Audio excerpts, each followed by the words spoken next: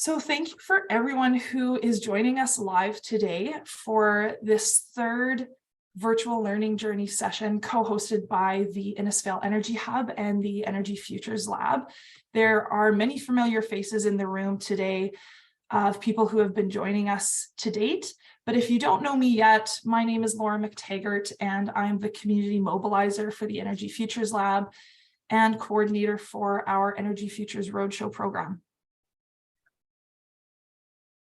So if you are able to today, if you're joining us live, please keep your microphones turned off so that those who are tuning into this experience after the fact on a recorded version can enjoy the recording.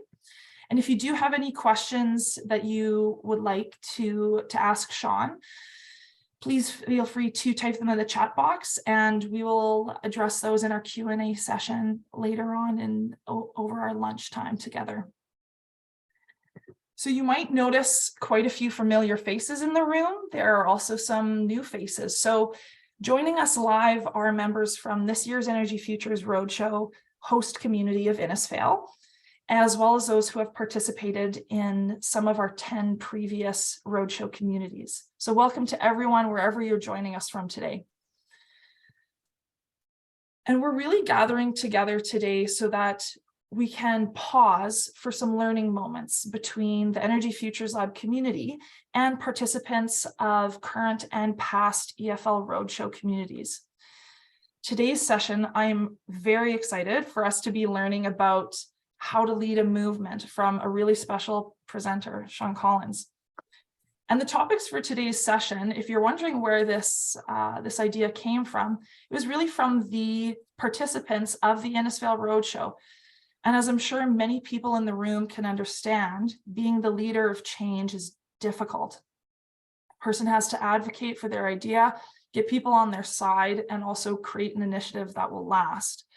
And for me, I'm very excited to hear from Sean about his lessons learned throughout his various entrepreneurial endeavors. So for those who aren't as familiar with this year's roadshow, I wanted to provide a bit of context in something new. As you'll notice, this event is co-hosted by the EFL Energy Hub, and this name emerged from the convening team from EFL who wanted a unique name for this year's roadshow. Also, a group that would work together into the future to accomplish initiatives that were started through the roadshow series. So we're really looking forward with EFL. We have our next workshop next week on March 9th, and that'll be the final workshop in our roadshow series and really launching out that EFL Energy Hub broader into the community. So really proud of all the work that EFL has done over the past several months, and huge congratulations to them, and looking forward to seeing many of you in person again next week. Before we begin, I do want to pause and acknowledge the land that we are gathering on today. I am calling in from the traditional and unceded territory of the Stalo, the Semath First Nation, and Matski First Nations in what we now know as Abbotsford. And while we do not always think of it, the infrastructure that supports the virtual spaces where we gather, such as this Zoom meeting that we're all joining on today, has infrastructure and needs that are located on Indigenous lands across the country. I want to extend a huge sentiment of gratitude to those nations and people who continue to be stewards of the land. And if you are able to, I would love if you could type in the chat box where you are joining us from today.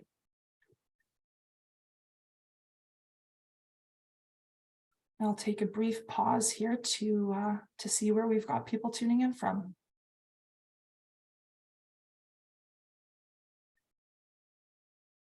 Awesome. We have Treaty 6 territory in Edmonton, Treaty 7 in Calgary. Hello from Treaty 7 in EFL.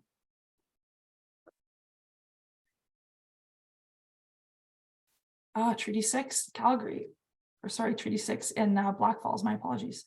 A couple more from Edmonton. Someone from Grand Prairie, welcome. That's great. Well, without further ado, I will stop my share here and welcome our presenter for today. Thanks so much. Thanks so much for having me. Let me pull up, make sure you can see my screen. That work on your end? Yeah, we can see it good here, Sean. I do see, there we go. Yeah, perfect. Looks good. Perfect. Okay, thanks for the intro and great land acknowledgement. I really appreciate the invitation to speak on this topic. Would say felt like it was an audacious ask. I had a bit of imposter syndrome putting together this presentation deck, so appreciate the invitation from Innisfail and EFL. Also feels like I get to combine two of my loves. I'm proud original fellow for EFL and I've been a huge champion since the idea was first circulated in sort of 2014, 2015, 2016 timeframe. Also working really actively in partnership with Innisfail at the moment on waste energy in the region. And so really great to make everybody's intro under this topic, and appreciate the invitation to present. So goal for me was going to talk for maybe 25, 30 minutes, combination of a bit of background on lived experiences and then lessons learned. Took a bit of a tweak on the title and framed it as shaping and leading a movement. I think there's lots of movements that we're all part of that we have active roles in shaping, even if we're not necessarily the ones leading them. I feel like I've gotten to help shape EFL over the years, despite never having been the direct leader of EFL.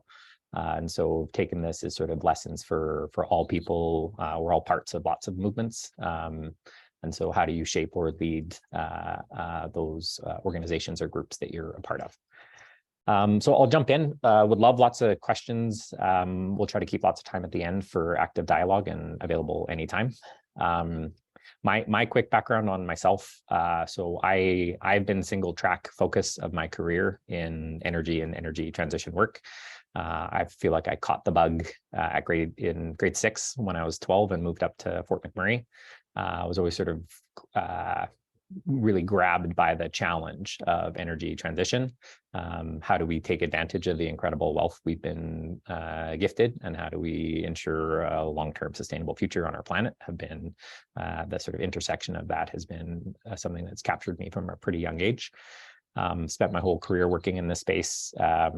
Really fortunate to have been part of some events like I was part of the Canadian contingent for COP21 in Paris. I've been invited to speak at the United Nations on a couple occasions around youth engagement in energy transition, and have had primary leadership roles across a number of organizations. So was the co-founder of Student Energy, co-founder and president of Terrapin Geothermics for 5 years, own a venture fund called Remora Ventures. I was the official agent and fundraising chair for Amarjit Sohi's recent campaign for Edmonton mayor, and I'm the CEO of Varme Energy. So I would say gravitated towards leadership roles throughout my career, and really found a lot of joy in being able to lead groups and organizations towards solving really interesting challenges. So the presentation, I'm going to walk through some of the experiences I've had in various what I would see as sort of movement-oriented roles, organizations that are trying to become larger than they started out as, and then dive into the lessons learned associated with that. So the most sort of on the nose movement building I've been a part of has for sure been Student Energy. We started with a first event in Calgary in 2009, and so we're coming up for 14 plus years into this bad boy, and it's been incredible to see how far it's come. In some ways it feels like it's almost just starting as an organization, but really cool to sort of see where the world was in 2007, 2008 when we were starting to talk about a first event. We were all still punks in university, and to sort of see where we are 13, 14 years later has been really incredible. So the overall mission for Student Energy, I think, is one of the key lessons. Is we set out with a really ambitious mission. We want to be directly responsible for accelerating the transition to a sustainable energy system, and our chosen focus area was the university students of the world. So again, coolest experience for me for sure in terms of movement building. We started with an event in Calgary in 2009. We did the first ever International Student Energy Summit at the U of C and at SAIT. We had students from about 25 countries. We had 300 students from about 25 countries show up to that first event. And since then, we've scaled to become one of the leading global energy education charities, depending on time, sort of between 50 and 70 full-time staff.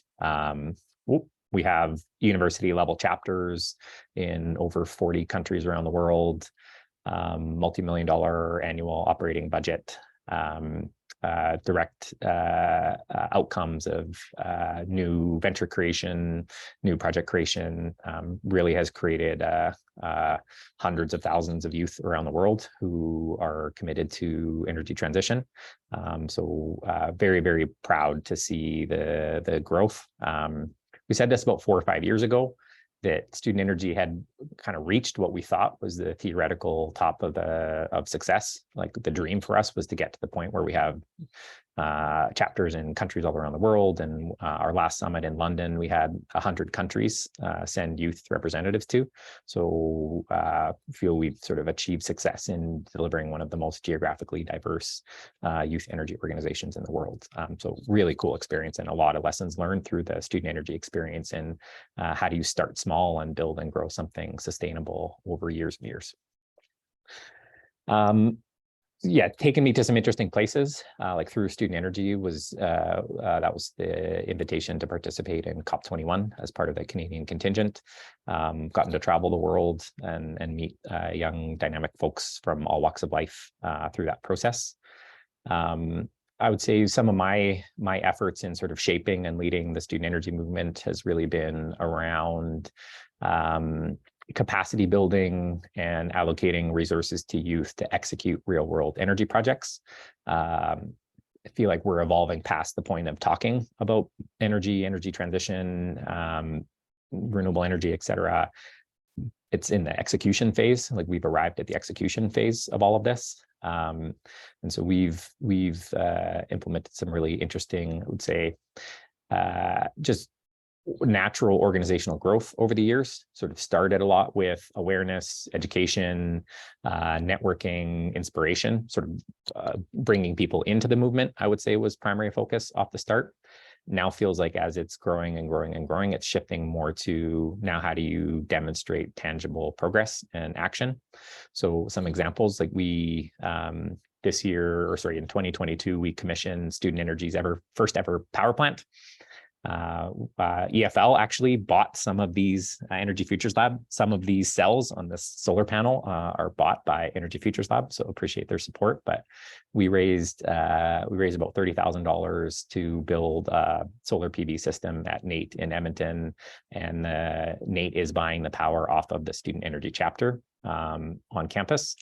And this has been one of my, like, how you shape, lead, and sustain movements is something that fixates in my brain quite a bit. And this is a really cool project where we now have a 25-year revenue stream for the chapter at NAIT. They're going to make, I think it's like $400 or $500 a year, or no, a little bit more than that, a few $1,000s a year for 25 plus years. And so just the experience of how do you now get down to tactical built infrastructure. It's great to talk about things, but how do you take action and deliver real world results? It's been interesting to see student energy evolve over the years to get to this point. Used the language before, but it sort of feels like it's just ramping up. Was fortunate to chair a fundraising campaign for student energy in 2021. We launched a $150 million 10-year capital campaign in partnership with the United Nations. So a target of raising $150 million by the end of the decade to deploy into youth-led solutions in energy. So the first year, we were able to raise about $7 million of that, led through a major contribution from Natural Resources Canada. So wanted to share a bit of sort of the outcome of some of this work. Like now that we're this level of depth and sophistication, we can access these types of funds. But also wanted to share the sort of effort required in pulling something like that off. So this sales campaign for Natural Resources Canada, we took a stance of, I thought it was really important to demonstrate that this was something that could benefit all of Canada. We've got student energy chapters, I think now in every major province. We might be missing like PEI or Nova Scotia. But across the country, we've got sort of 20, 25 chapters. So we've got all of our staff and all of our student energy chapter presidents all across the country to ask for meetings with their local MP to sort of get a little bit more active in the day-to-day democracy. Ended up securing over 10 support letters from all the major political parties and directed those MPs to make internal asks to NRCan to support the application. And so wanted to use this as a bit of a microcosm that I find movement building is a lot of campaigning. There's these sort of time-bound campaigns. We knew we had a sort of 6 or 8 month window of application, vetting, and review by NRCan on a major funding up. They had the Smart Renewables program that they made funding available for. And so I just wanted to kind of go into the weeds a little bit, not talk at a 50,000 foot level, but sometimes movement building is coalition building. And have found generally the more you can demonstrate that there's a parade of supporters and that every party in every province supports an ask like this, that was kind of one of the more confident fundraising asks I've ever been a part of. So have lots of lessons learned to share on student energy over the years, but don't want to take up all the time on that, but would just say very cool to see something grow from an idea for one event in 2009 into an organization that has reach all around the world. Another area for me that was really formative, I would say, in sort of leadership development was in university. I was really involved in business case competitions, sort of like almost felt like a collegiate athlete in university. Got to travel to Texas and Hong Kong and Montreal and sort of all over the world, competing on behalf of the University of Alberta in business case competitions. So being part of sort of a new and emergent movement in teaching and training, so not learning out of a textbook, but learning out of sort of real world business challenges and your sort of responses to those. So found that to be a really formative experience for myself. Got really involved in a case competition called JDC West. It's got about 600 to 700 competitors annually.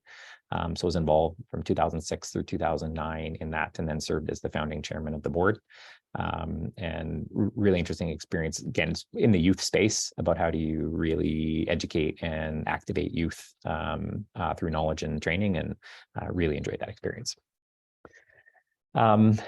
One of the, so in 2014, 2015 is when I shifted out of day-to-day full-time focus on student energy into private project development.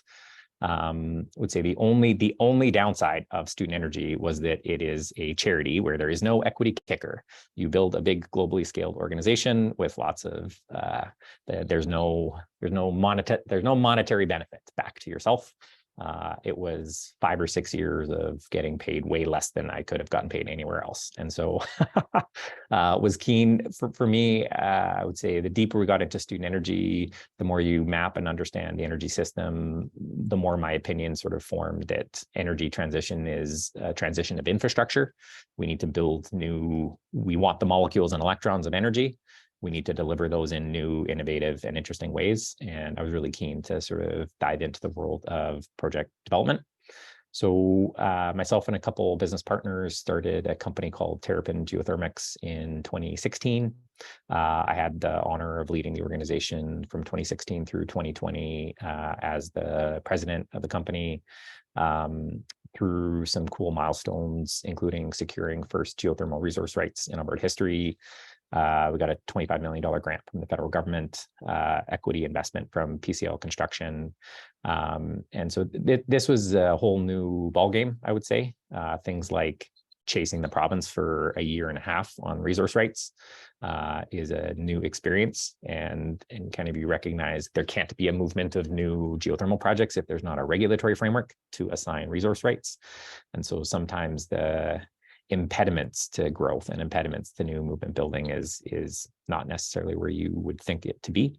So really fantastic experience. This is where I got the pleasure of meeting Amarjeet Sohi when he was the Natural Resources Minister of Canada, and sort of learning how energy project development works in the private sector was a phenomenal experience. Took a bit of a detour. Only sort of career stage I've had outside of energy development was with the Sohi campaign. So very, very unique and interesting experience. Loved every minute of it. I had the pleasure of serving as Amarjeet's official agent and fundraising chair. So I got to legally be Amarjeet for a year.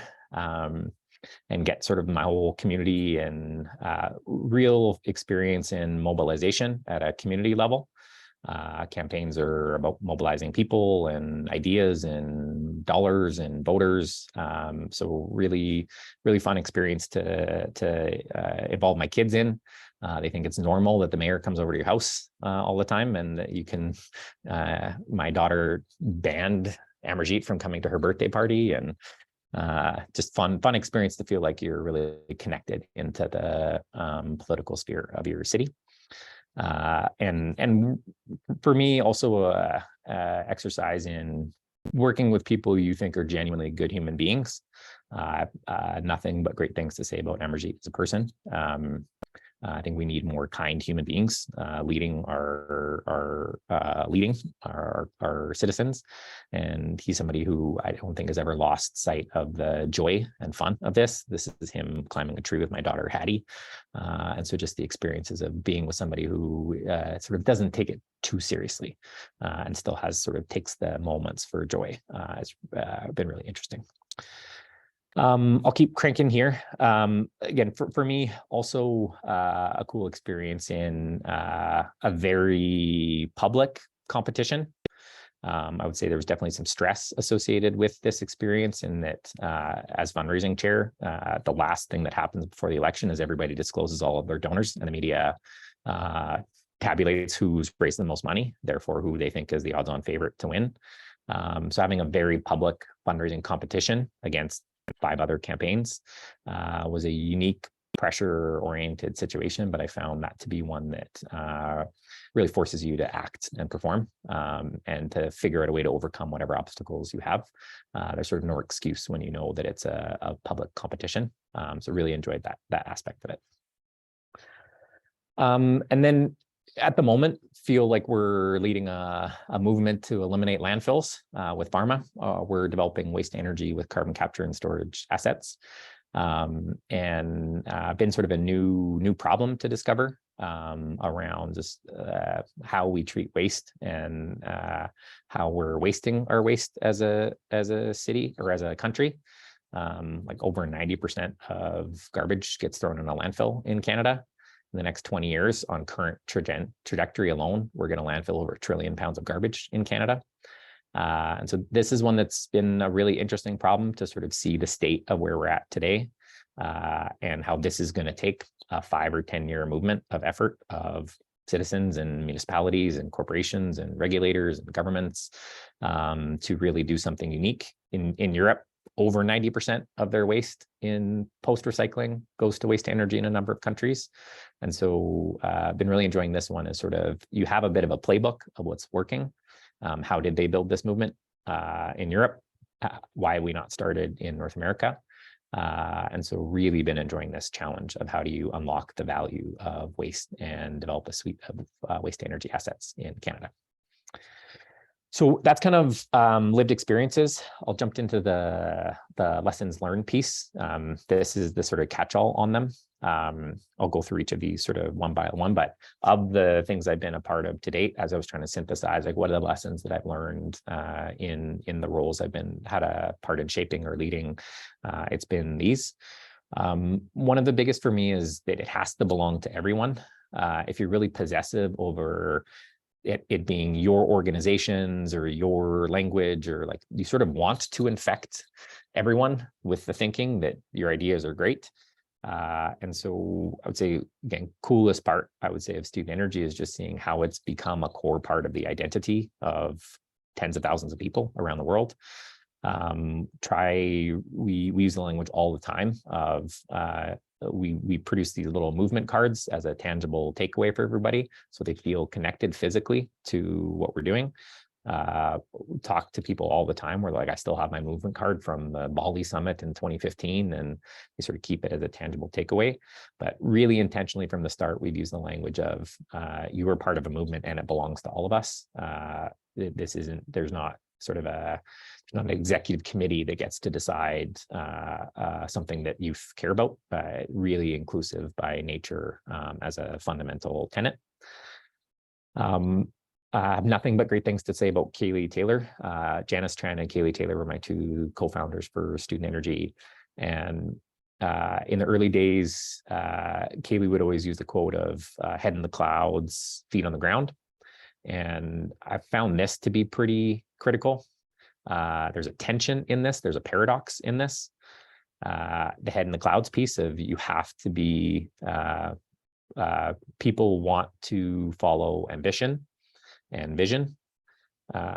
So what is how do we think about this at a 50,000 foot level? Like what's the big, like why should you give a shit? What's the vision in it? But you can't just be there. You can't just be in head in the clouds. You also have to be practical and tangible. This came out terribly, but one of my favorite sort of quotes in business is from the book Good to Great. They talk about this Stockdale paradox. There was this general, Jim Stockdale, who a lot of people in the Korean War credited for getting them, helping them survive prisoner of war camps. And his paradox is never confuse the faith that you will prevail in the end with the discipline to confront the brutal reality of the facts, whatever they may be. There's a tension in that. Every day you have to be fighting and scrapping every small skirmish and battle in front of you. But you have to have that gut belief that it's going to work out in the end. You have to have the faith that it will prevail in the end. I use the language a lot that startups or new organizations is like waking up every morning to get punched in the face. Overwhelmingly, you get no's from everyone in front of you. And generally, there's a reason things don't exist that should exist. There's usually constraints in place.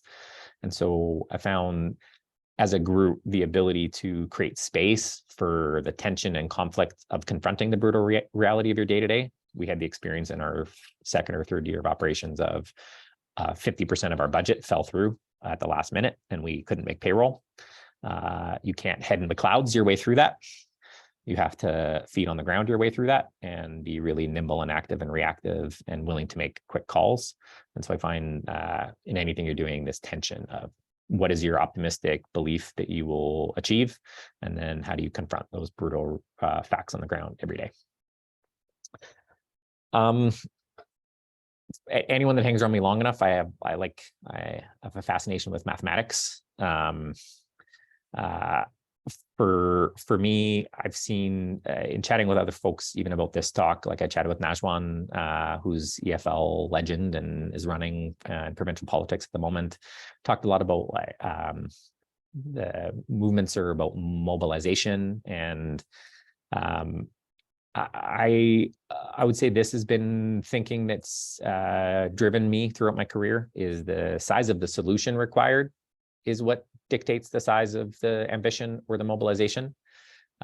If we need to decarbonize if the atmosphere needs there to be a decrease in CO2 concentrations, that means all fossil fuel combustion on Earth needs to be converted at some point in the next 30 to 50 years. That's the scale of mobilization required. If you need to win a political riding and there's 45,000 doors, you need a volunteer force that can knock on 45,000 doors. So really thinking through what is the size of the solution required? And then you have to backcast from there the size of the mobilization you execute. In terms of fundraising, I've tended to gravitate towards capital and fundraising roles. I would say for me, the lived experience that it's all talk until you have the money. It's nice to talk about things, but it is the acquisition of resources that actually allows you to implement the change. So really, really passionate about fundraising and financing. General rule of thumb for me throughout my whole career has been, if you can make 3 times the number of asks for your goal, you'll hit your goal. just the habits and the effort necessary to reach far beyond your goal usually instills enough that you're going to achieve that return.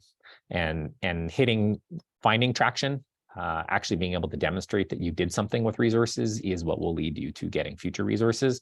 So from the mathematics perspective, if you're not demonstrating traction with what you're doing so far, you can't expect to acquire future resources. So some stuff that really helped us for this in student energy is like we knocked it out of the park from a traction perspective in some of our early days. We focused a lot on energy education and energy literacy. To this day, I think if you Google hydropower, we're the #1 video on the internet. So produced a number of pieces of content, and then we could say, well, we're the #1 piece of, like, CAP stole our oil sands video and copy and pasted it basically word for word. And so we're able to demonstrate that we're able to mobilize and deliver millions of educational engagements, is one of the primary reasons we're able to access future resources. I put this up. This was an email Rory and I got yesterday about offsets calculations. Sometimes it's literal actual mathematics. So it's just a bit of a funny aside. But would say for me, it's felt like there's been a real shift in the world's tone and approach to decarbonization and energy transition since 2019. The People's Climate Marches felt like a marquee moment in history. Go to the mathematics question, like you had the People's Climate March in 2019 mobilized more than 10 million people to get in the streets to advocate. Seeing tens of thousands of people in Edmonton marching at legislature with Greta Thunberg had a material impact on our federal election. And so thinking through that at certain scales, again, would go to, if you need to shape the opinions of world governments, you need to have millions of people marching in the street to capture the attention of world governments, and really think about the size of the solution required. I'll skip, I'm conscious of time, so I'll skip through this fairly quickly. Would say for me, lesson learned throughout is ambition is a magnet for new followers. I've never found anyone to be motivated by a message of, let's stick with the status quo and do what we've always done. People just stay home. And so having ambition and really celebrating ambition as part of the objective of this is to reset or to seek higher ambition in what you're doing, is something that I found people resonate within. This was some lessons learned. I talked about this presentation with Kaylee, and we talked a lot about how you need to be very intentional as you're trying to grow whatever it is you're working on, that every day, every interaction you have the potential to amass new followers, supporters, endorsers, champions. And it's really important to have structure for new followers or new supporters or new endorsers. If somebody meets with you or somebody that you're involved with and they love what you're doing, they want to buy, how do they get involved? There has to be sort of no friction from the point of you've captured them emotionally to now they're part of the crew. So for student energy, I thought we did a really good job of this. There were always really tactical ways to get involved. Early days, it was sort of like, come to the summit, come to the summit, come to the summit. This is our Mecca. As we got more involved, saying, okay, if you had a phenomenal time at the summit or through one of our programs, you go start a chapter at your university. There's an immediate leadership opportunity available for you. Simple stuff like take a movement card and commit to these principles. Follow us on social media, but found we really built the flywheel of the organization through in-person events and chapters at universities. Politics is a pretty tried and true formula, but on Sohi campaign, everyone you meet with, you're pushing them, like you're making tangible asks and you have really specific ways that they can get involved. They can commit to vote, they can take a lawn sign, they can volunteer in the campaign, they can donate to the campaign, but there's a structure that allows you to meet, ask, and confirm involvement from somebody. And so I think thinking through that around who do you want to add to whatever it is you're working on, and through what structure, what is the thing that you're asking them at the end of the meeting, or what are the options you're presenting them to now become, if you get somebody to take any one of these actions, they're on your team. And so what are the actions and structure that you're offering to onboard new people? Yeah, I was trying to think about this when I was putting the presentation together. I was like, it's not all sunshine and roses. I use the like punch in the face analogy. It's one of my favorite Mike Tyson quotes. Everyone has a plan until they get punched in the mouth. Most new organizations have no resources. They have no audited financials. They don't qualify for most funding mechanisms. It's super high risk. People have never heard of it before. There's 10,000 reasons why it's not going to work. And a reasonable amount of the time it won't work. There will be things that fall apart or break, or I would say this head in the clouds, feet on the ground analogy, just being prepared that there will be fiery crashes and things will not work that you've put time and effort into, and having the ability to stomach that and move on and take the lesson learned and incorporate it in future, but that you sort of enter the work with a sense of like, we're fine with that. We're fine if some of this is hard and doesn't work. The effort to find a new outcome was worth it. Kind of last one for me is also, I think, because of the fiery crashes and the challenges and the difficulties in a lot of this work, have fun with it. It's work. It's just straight up painful work if it's not fun. And so the more you can incorporate dancing and joy and food and drink and sort of human level connections, that's really what people want at the end of the day, I find, is a human level experience and connection. And so this is Kaylee and I dancing at a summit we did in India in 2012. We've sort of always made a point to incorporate social and dance and performance art as a key component of it. So you can connect more as people, not just in sort of formal settings. And so, yeah, last quote I had, I threw this in just 2 minutes before the presentation, talking about Innisfail. I think Innisfail is such a unique and interesting sandbox of committed folks and citizens. And so I would say one of my lessons learned in this that that Innisfail demonstrates every day is that a small group of thoughtful and committed citizens can change the world. That's kind of the only thing that ever has. And so finding that small committed group who is willing to put in long-term time and effort, that's the recipe for how you lead, shape, and grow a movement. So I'll stop there. Happy to answer any questions, and really appreciate the audience with everyone today. Thank you, Sean. And I welcome, if you have any reactions you want to share using your reaction button at the bottom of the screen, or any words in the chat, please feel free to share those now. I know I took a lot of notes, so thank you so much for that. And a lot, as we think ahead for the workshop next week in Innisfail, a lot of lessons, even for myself, that I'm looking forward to bringing next week. So we welcome any questions from all of you. We are going to keep the Q&A recorded. So if you don't feel comfortable speaking to your questions, please feel free to type those in the chat. And Julie and I will keep an eye on both those. Not a question, but I just wanted to show off my I am part of a movement card that I got while working with Student Energy last year. That's awesome. Yeah, it was a lot of fun. Great organization. All good things to say about it.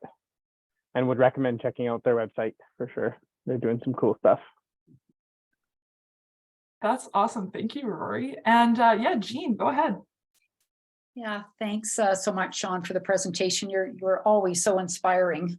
And you had mentioned when you were kind of getting going with Student Energy, you look back and you think how far things have moved, and that we're at the execution phase. And with the work you're doing with Varme right now within the province, like, what is your take on where the province is at in realizing that we're at the execution stage. Not there. Yeah, I would say that is like recognizing patterns over the years. You can't expect some brilliant, unique, nuanced legislation to drop in 3 months when you're starting from a conversation of there's energy in our garbage. What? Or like, we just throw all of our garbage away. So I'd say like the level of dialogue dictates how far you can go on stuff. Like our very first summit we did in Calgary in 2009, we had a session on like, is climate change real? Like we were still in the like, what does the science say on this? And even some of our inspiration was like An Inconvenient Truth came out in like 2007. So like in 2008, we were like, we should do something about this whole climate change thing. But like nobody's talking about global carbon pricing and global carbon border adjustments and sophisticated nuanced policy in 2009. That took till 2015 to 2019. And so it's like, how do you make that happen faster? You don't have 14 years to wait for people to catch up to speed. So I find now it's a bit of like, just where is the dialogue at? And okay, in Europe, they've got 1,400 of these facilities. In Canada, we have 4. That's wildly different contexts to be in. And so now how do we just get people through that journey faster? Is more the lessons I would apply now. Like we got to get people there faster, and how do you do that so that it doesn't take that long? Would maybe be my answer. But it's illogical to expect the system to pop out the 14-year from now solution starting where we're at today. I want Matt? you. Oh, sorry. I was just gonna say, Matt, we'll get to you in a sec. We just have a question in the chat, and then I'll pop over to you next, Matt. And the question in the chat, Sean, was how can one start a student energy chapter? Great question. I will post the link to our chapter application. Pretty straightforward, submit an expression of interest, and then we have a whole team that oversees our chapters program at Student Energy. If you click on the link, you can see there's a bit of an interactive map of, if you click on the map piece, you'll see all of the chapters around the world. So if you click through that, you can start a chapter there. Awesome. Matt, go ahead. Sean, always great to see you. Thanks for the presentation. A question, it's kind of like a unique one, and it might put you on the spot a little bit, but where in your experience do people who are trying to build and sustain a movement, where do you find they're wasting their time? Like what are some things where people maybe put too much emphasis on where they should be emphasizing other things? Any comments on that? Yeah.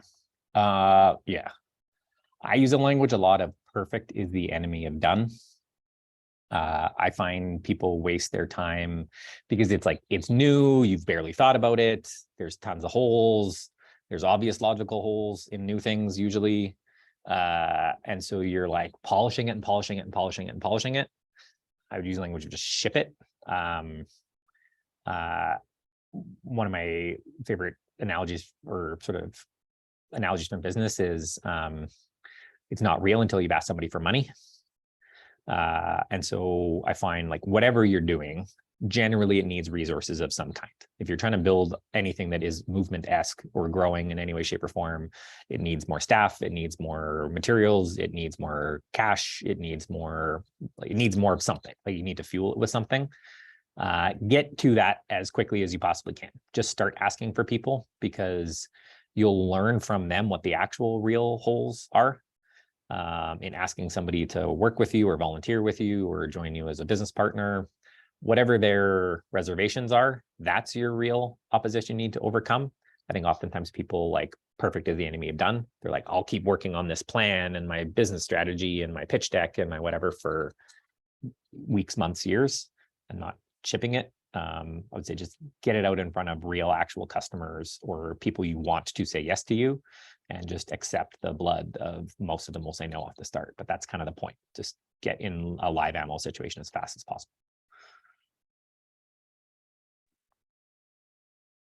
Great question, Matt. Take a pause here. If there's any other questions from the group, I have a couple as well, but I'll wait and see. Feel free to type them in the chat or unmute yourself and you can go ahead.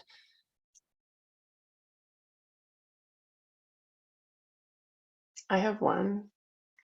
Right. Awesome. Okay, thanks, Sean. That was awesome. There's so much in there that I can see that is reflected in EFL and that EFL might need to remember. So thank you for those reminders. My question is around it must belong to everyone. I know that there's this tendency to hold on to your ideas because when they get taken by other people, they change. So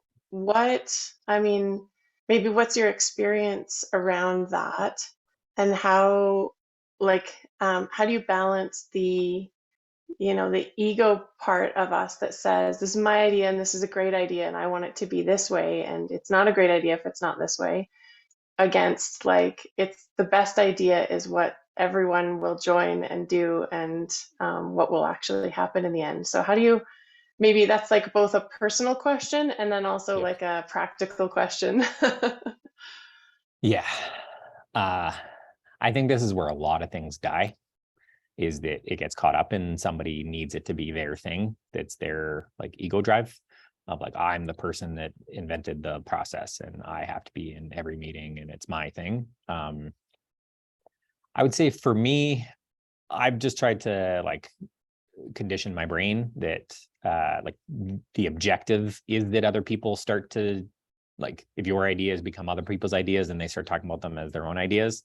I was on a call one time where I had a meeting with somebody, and then 2 weeks ago, I heard this really good idea about district heating in Edmonton from somebody, and they forgot that it was me that gave them that idea 1 week before, and I was awesome.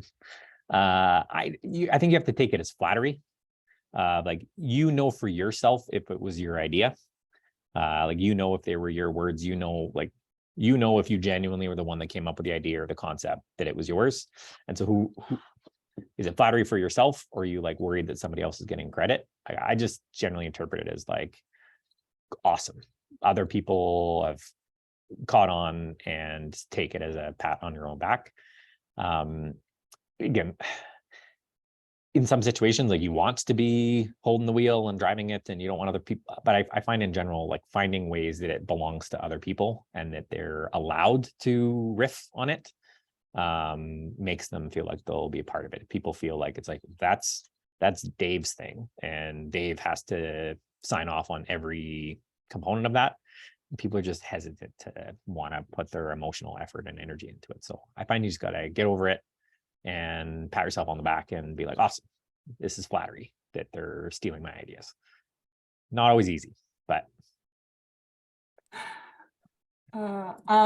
We have a question from the chat from Maggie, which is, how has what you have done so far reflect your own sense of purpose? Where is the silver thread that runs through them? Yeah. For me, the silver thread running through pretty much everything in my career is probably a student energy mission statement: accelerate the transition to a sustainable energy system.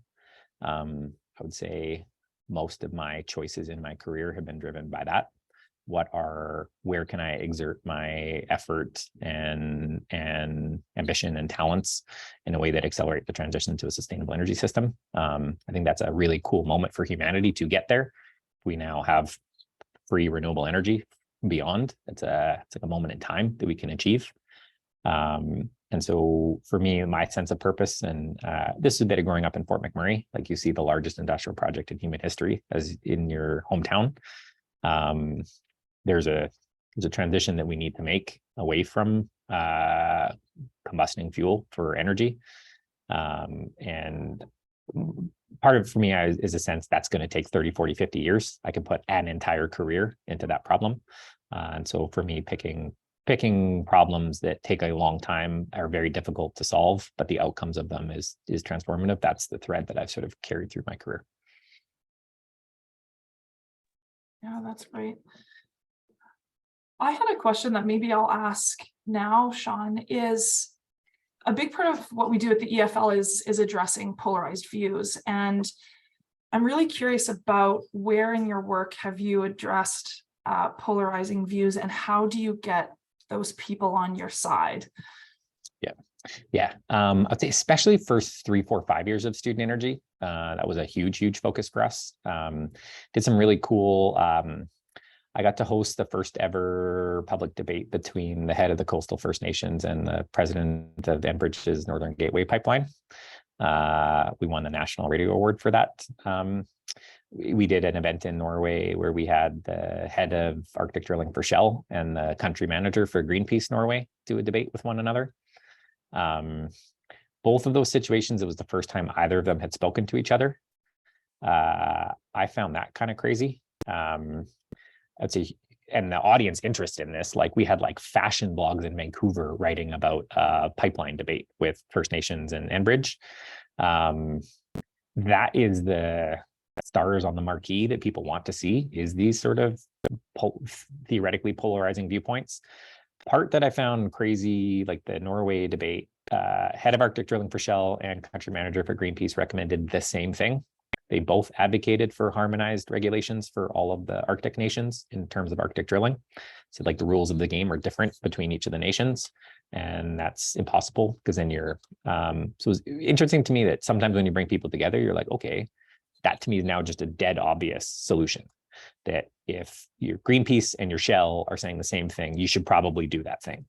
And so some of that of cool experiences of what pops out when you bring together seemingly polarized opinions, and sometimes it's just polarization. And but the fact that you actually have to talk to one another and you can't talk past one another, I find really valuable. So I've enjoyed any experiences I've been a part of on that. And sometimes it's just about picking like who are the strange bedfellows that do not talk to each other normally, and invite them to speak. Interesting. I have one more question, but I'm going to pause for others from the audience.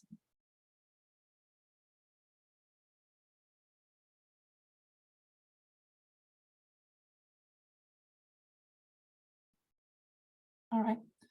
Well, I'll ask my other question, which is, you've talked a lot about building a coalition. Oh, actually, here we go. Yeah, Maggie, great, sure. The question here of, I am wondering if you have a sense of what's next. Great. It's a broad question, Maggie.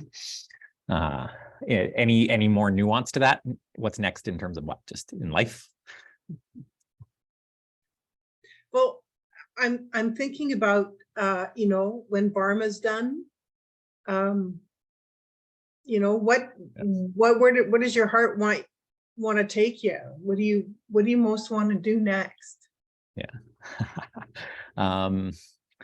I'm really stricken with project development. I love project development. I would say feels like my opinions have been formed that like the energy transition is a transition of infrastructure.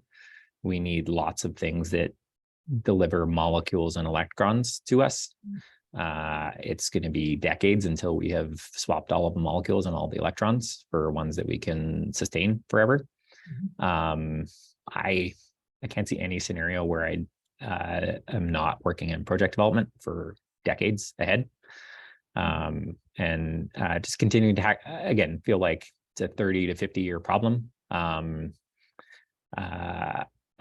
That's probably how long I got left. And so for me, just continuing to scale the lessons learned. So let's go from a waste energy plant in Innisfail to a waste energy plant in 100 communities across North America to, again, for me, have loved work. I've worked in solar development. I've worked in geothermal development. I've worked in waste heat to power. I've worked in waste to energy and carbon capture. The principles and the lessons learned are applicable across other categories. Have dreams about building a nuclear plant in Fort McMurray, in my hometown. Yeah. So this all goes well. Rory and I will roll some of our money into nuclear plant in Fort Mac. Excellent. Thanks.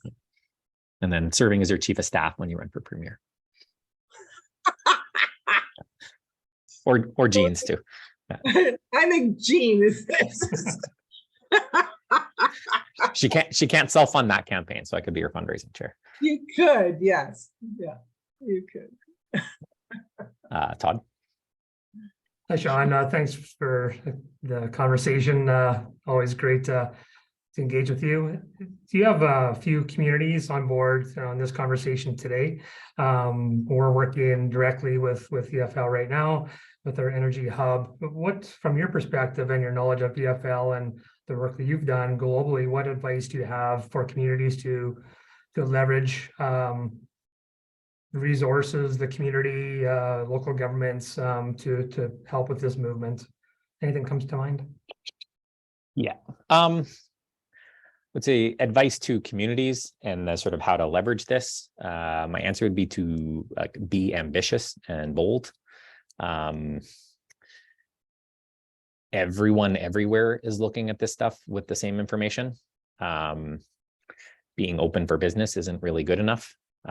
If you want to carve a niche for yourself as a community in this, you have to take some swings on some bigger concepts. I've always found it's easier to rally people to ambitious, large concepts than sort of small. Like you might be like, okay, well, let's swap some streetlights, and like, not that you don't do those things, but just as at a community level, spend some time understanding what are the cards you've been dealt as a community. What are the advantages that you have that other people do not? In Innisfail, you've got some cool stuff like doing hydrogen train conversions and have a insulation factory and have solar. Like, you have whatever cards you have to bake a cake with those ingredients. And so what is the most ambitious and best cake you could bake with those ingredients, but be ambitious about it and understand like a bit of intelligence about what do you possess that other people do not? What are your unfair competitive advantages? Really understand those, and that's your platform to move off of, is what I found. Awesome. Well, we're coming up right on the hour here, so we'll maybe leave it there. And first and foremost, thank you, Sean, for sharing your knowledge and being open to questions and conversation with all of us today. And for all of you who have tuned in, thank you for joining us. And for those of you in Innisfail, looking forward to seeing you again next week for our workshop. And I hope everybody has a great rest of your day and lunch. And thank you for being here with us. And I'll stop the recording there.